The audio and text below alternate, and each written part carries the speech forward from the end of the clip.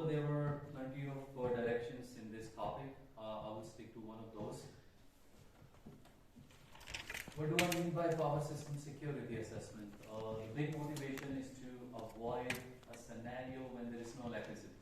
So that's the big picture for this topic. Although in the subsequent slides there will be plenty of mathematics and the algorithms and all those details, but the reason to do all of that is to avoid eventually a scenario, a case in which there is voltage blackout in a grid. Such events are not new, so they've been happening for last 20, 30, 40 years, and the outages can be local, they can be on a country scale level, or they can also be on a level when the grid are interconnected on a continent scale. So as an example, in India there was a large scale voltage blackout that lasted for like 48 hours, affected about 620 million people, so very large number of people affected by the such event, and for a very long time as well. So if we translate into financial losses, they are also in millions of dollars. Another example is Bangladesh back in 2014, 10 hours long voltage blackout on a country scale level and affected 150 million people. As I said that electrical grids, they are interconnected machines, the largest interconnected machines in the world. They also interconnected at the country levels, for example, North American grid. So the United States grid and the Canadian electrical grid, they are interconnected. And then in 2003, there was a failure in one of those points in the grid that affected both United States and Canada. And it lasted about 72 hours, so quite a long time, right? And number of people, 55. So same example which goes for Europe as well. This was also one of the reported large-scale voltage collapse or blackout in the grid. So the reason is to do security assessment in the grid is to avoid voltage collapse or avoid cascading events that lead to such case. So before jumping into the details, I would like to say a few words about the electrical grids. So this is one of the prime examples of one of the best electrical grids in the world, is the United States. If you remember, the grid history started in the United States with Tesla and Edison fighting either it should be a DC or AC. So all the 100 years past, the electrical grid in the United States, it looks something like this. So it's a very large transmission grid that produce powers, consume powers, and the power transports between one point to another point. But to point out those points, lines, and those places where you have generations and loads, and some other sub-components in the grid, it's a pretty hard task. I mean, on a country scale level, it's thousands of elements, and maybe hundreds and thousands of transmission lines. To solve such a problem when you can avoid this thing by hand is impossible. So we do need mathematics. We do need numerical techniques. So a simple layout of electrical grid, even if you're not from power system background, is that they contain three components. So you have generations, which is just this red part showing generations. Could be a coal power, could be a hydro, could be renewables. And then this power, you upgrade the voltage level to transport to longer distances. And that part is called transmission part of the grid. And then finally you have a distribution part where you step down the voltages and different type of consumers consume electricity. But the whole component is called power systems. It contains generation, it contains transportation of powers, which is transmission part, and then finally the distribution part that consumes power.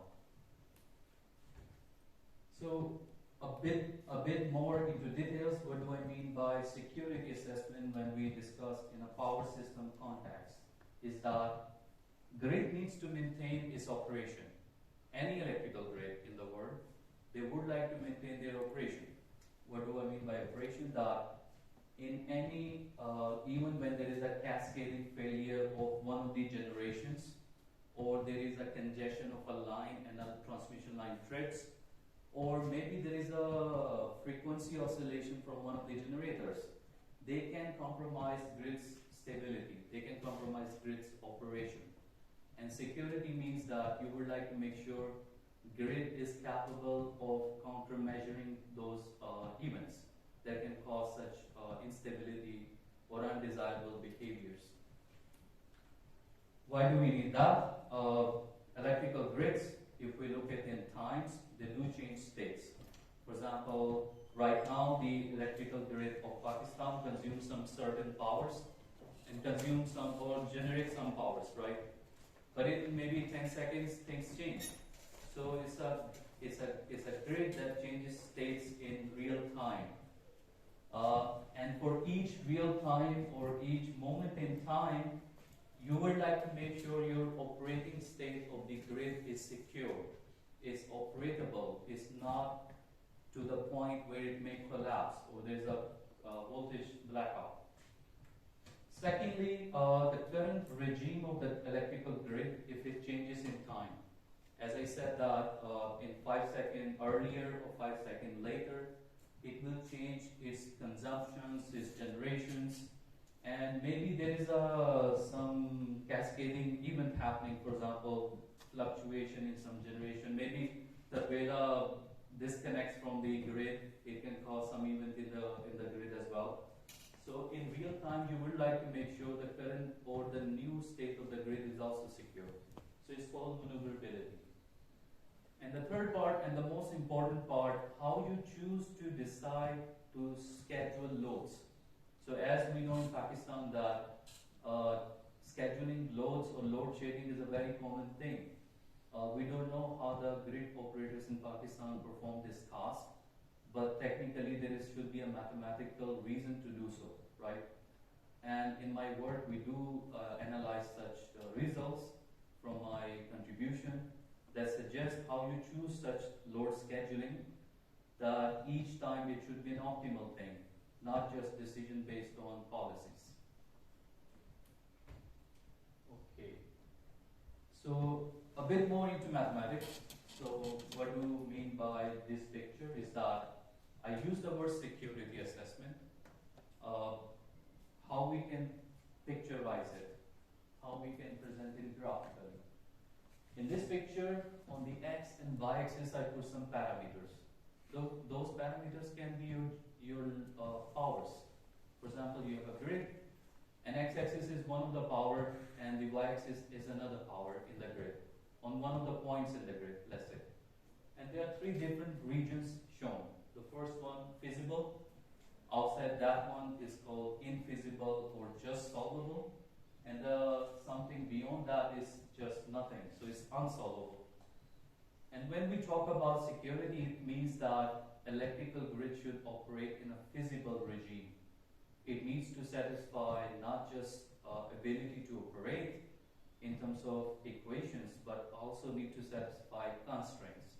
So for example, we look at the voltages levels in our home. Sometimes they do fluctuate, right? And if they fluctuate beyond the constraints, it will compromise equipments. So it means feasible operation means that your grid is operable, but it needs to satisfy all the engineering constraints. One example could be congestion of a transmission line.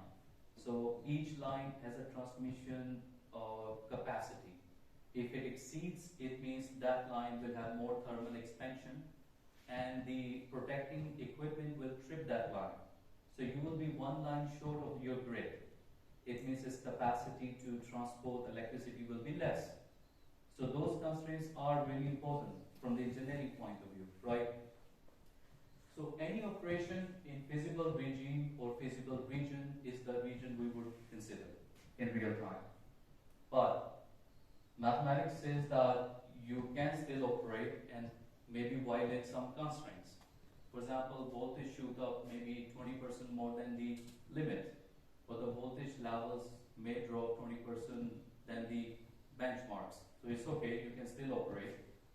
And your mathematical equations are still solvable for this grid, and that region is called solvable or just, well, infeasible region. And something beyond that means the grid cannot operate.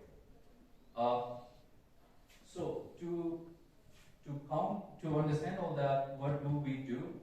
we take an operating regime of electrical grid and we try to see how far this regime is from the point of collapse.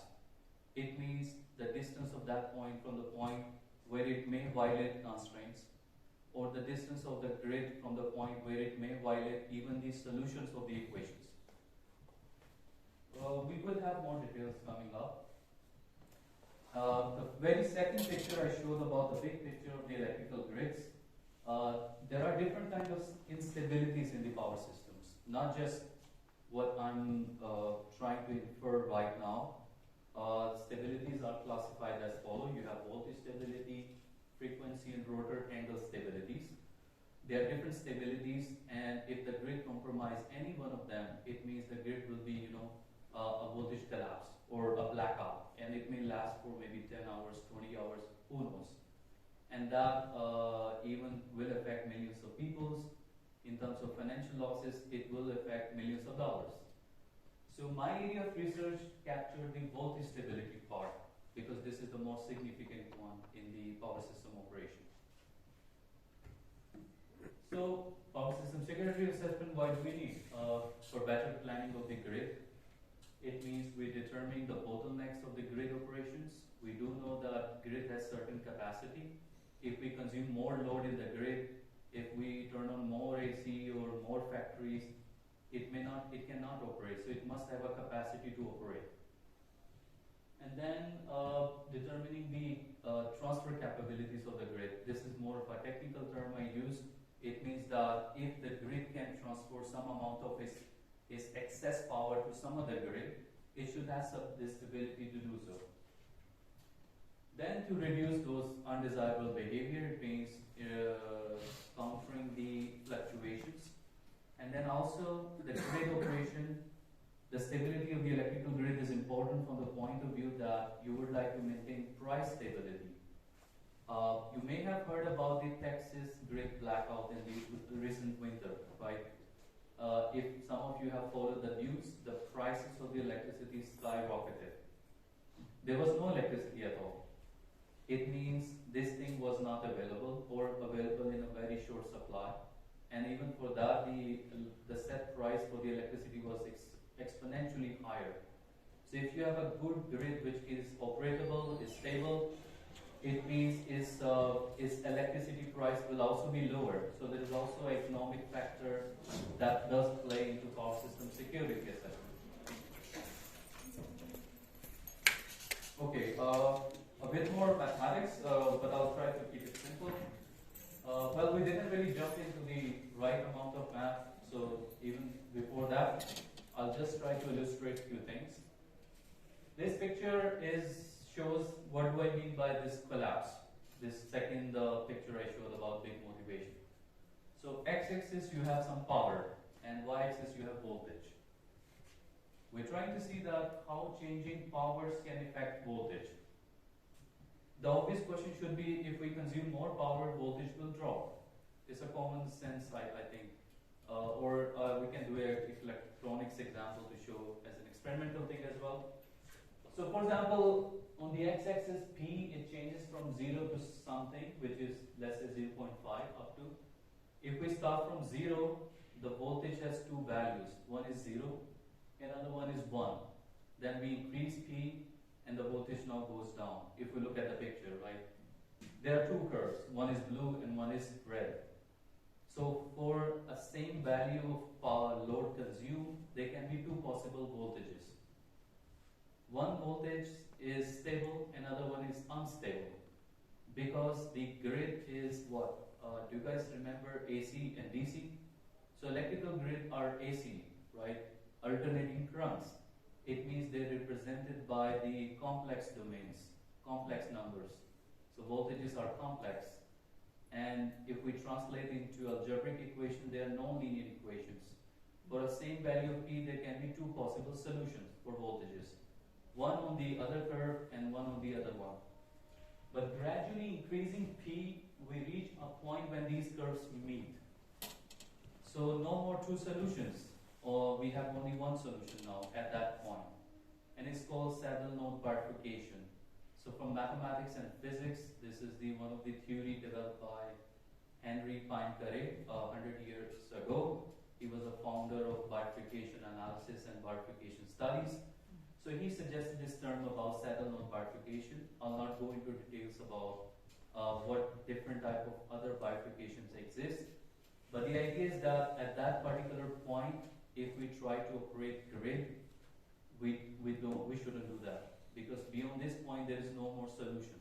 So if I increase speed beyond 0.5, is there voltage?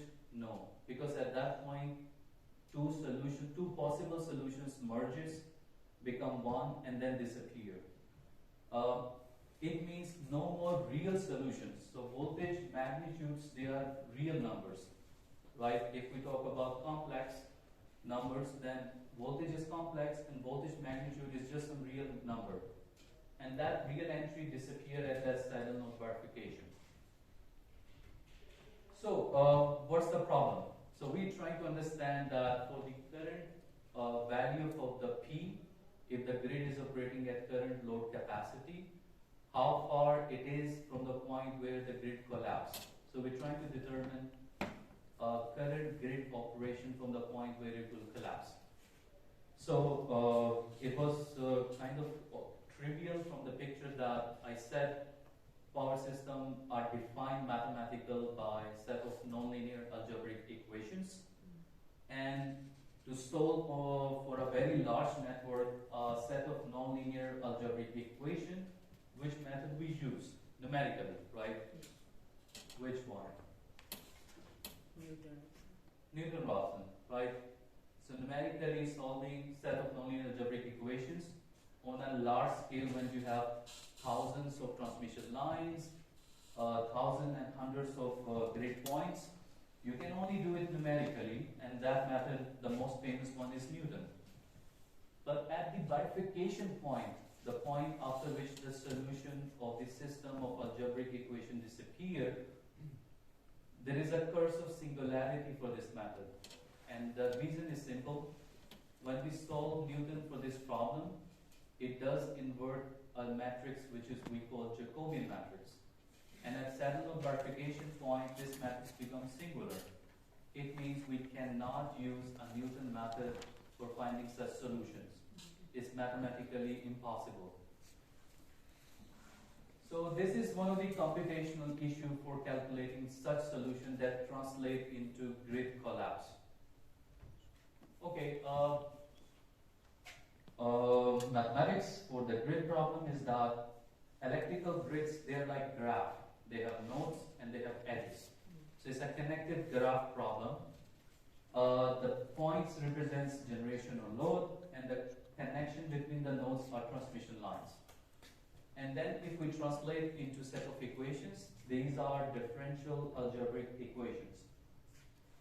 What represent differential and algebraic? I'll not go into much details because it also depends the type of generation we have and the type of load we are assuming in the grid, so those equations may change nature. But generally they are represented as a set of differential algebraic equations, and their steady state behavior is what? When we assume that the differential part is equal to 0, right? So any dynamical model, their steady state are just when the derivatives are just equal to 0. So equation 2 represents the steady state of this grid. It contains a vector x that contains your variables, for example your voltages in the grid. Your f represents the set of equations for the disconnected graph problem, which is power consumptions and power generations in the grid. And then this parameter lambda is called variations of freely varying parameters. It means I'm trying to determine how far the current P is from the point where the grid may collapse. Okay, I said that solving such problem is quite impossible through Newton-Raphson method because the curse of singularity. So we started this problem back in 2015 or 16 at MIT, and we decided to counter it also with Newton.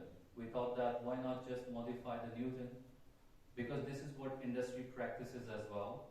They use Newton-Raphson solvers to estimate the grid state and then to estimate how far this state is from the point of voltage collapse. What we did, we just introduced one more condition. It's called transversality condition that ensures that the solutions of this set of algebraic equations, they become degenerate at the point of saddle-node bifurcation. One way to introduce is to say that determinant of the Jacobian matrix of this set of equations should be equal to 0. Now we have equal number of equations and variables. It means we can just solve them using any nonlinear solvers in Carbia-Newton or any other method. So set of equations, I think for electrical engineers they are more obvious, but I'll just say their names. The mathematical model of the electrical grid problem, it considers power flows. It considers these engineering constraints. So one of the problems was to how to formulate constraints. Constraints are inequalities. To convert them into equality, we use a select variable methodology, which is common in the optimization theory. So we have now new variables to solve for. So different type of constraints, we formulate them into a set of equality equations while maintaining their physical nature. Okay. One tiny detail is that you may have heard about dense and sparse. So electrical grid problem for a disconnected graph is a sparse problem, and that's what makes it so beautiful, because we can use fast solvers for sparse matrices. Even introducing constraints, the sparsity structure is still intact. It means adding more equations does not really hinder the computational performance. And then these pictures actually show the sparsity structure of the Jacobian matrix. In A, B, or C, D, you can see that, oh, I didn't really put A, B, C, D. So from the top to the bottom, you can see adding more constraint does not really affect the sparsity structure. You still have a lot of zeros in the matrices, so it's good. Okay, we're trying to find one of the solutions that corresponds to the voltage collapse. So this picture may be a bit confusing, so I'll avoid that. So I have equation 13a and 13b. 13b is called transversality condition. It says that this 13a, the solution for 13a disappear when the Jacobian matrix for this set of equations becomes singular. So the obvious way to introduce is to say that determinant of a matrix is equal to 0, right? But this choice is the most bad one, because determinants are the product of eigenvalues.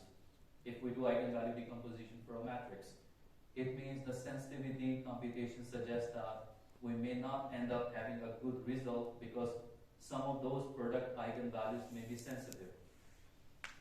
However, in my work, we propose some new one.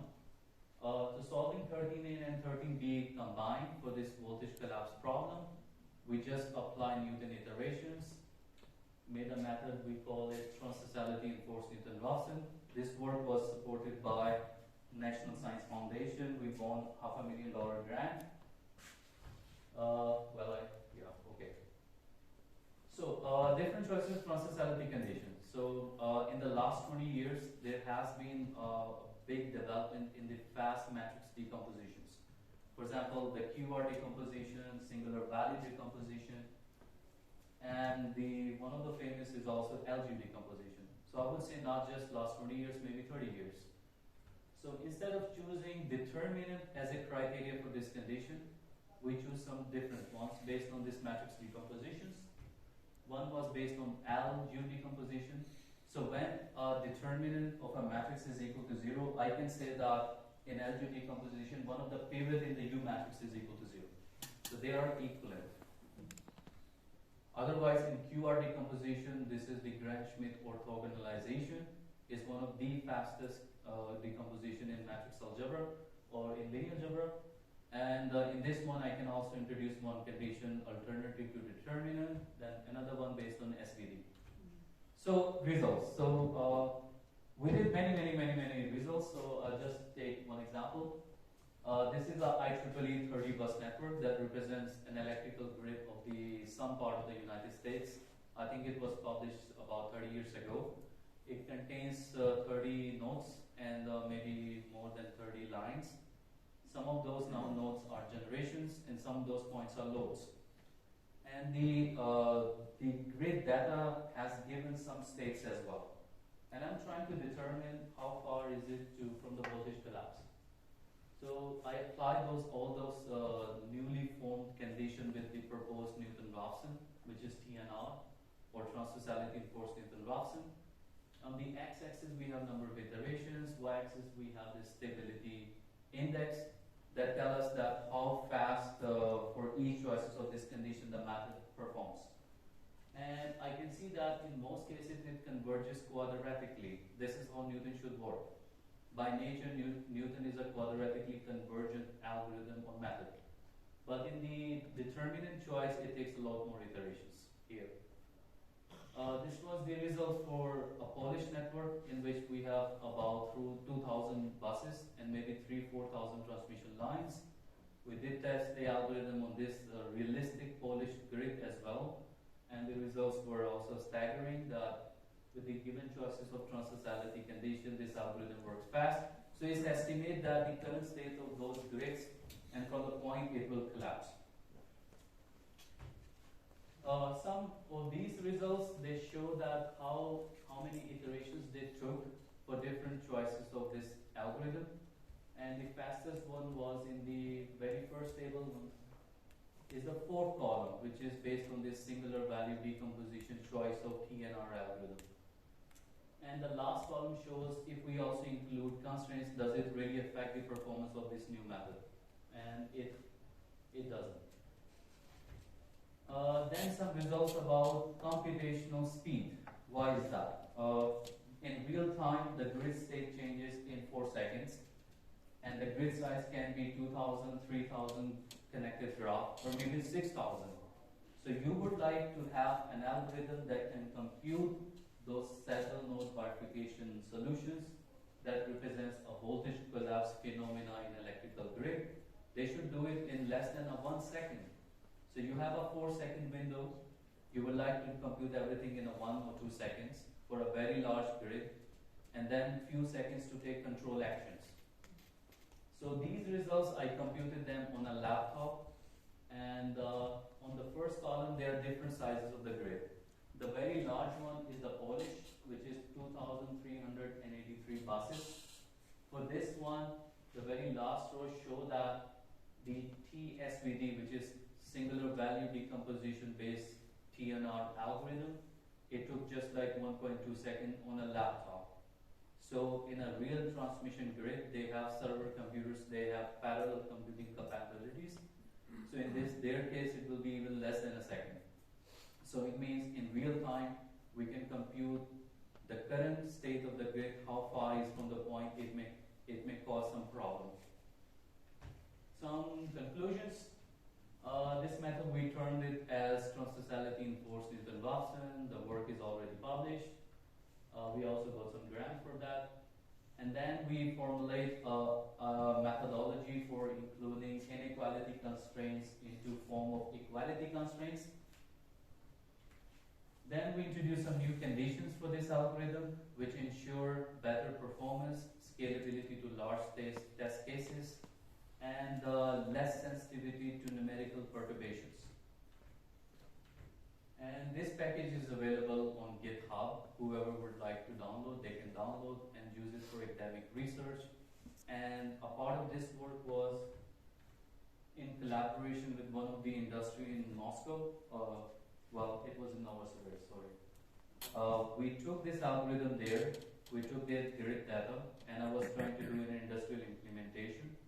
Halfway there, I joined GIK, so I left that work, but we're trying to do it remotely still. I still have some of the grid data from a Russian electrical grid. We plugged those numbers into my algorithm and it worked. And then we decided to go for a commercial implementation of this method. For that, we decided to write a commercial code in C++. This is what they were using. So that one is still in pipeline. One of my research in this topic was this. But further on, I will not take a lot more time, just 2 slides and that's it. So further on, I decided to study the manifolds for those equations. So this was a more challenging part, but the significance of this is on a very higher degree in terms of commerciability, in terms of grid operation. Just to show you how complex this problem is, the set of nonlinear equations for this grid problem, they represents a non-convex topology. So if you know convex and non-convex, so this is a non-convex problem. So it means finding solutions for a non-convex topologies are the most toughest part. In optimization, we try to convexify things to make it easier using semi-definite programming or convex relaxation techniques. There are many of them. But the original problem I solved was a non-convex problem, and later on I decided to construct those manifolds with constraints, without constraints, and those were the people I worked with. I took classes in my master's and PhD who inspired me to work in this area. So thank you so much. Thank you, sir. Now the floor is open for any questions if someone wants to ask. Slide number 20.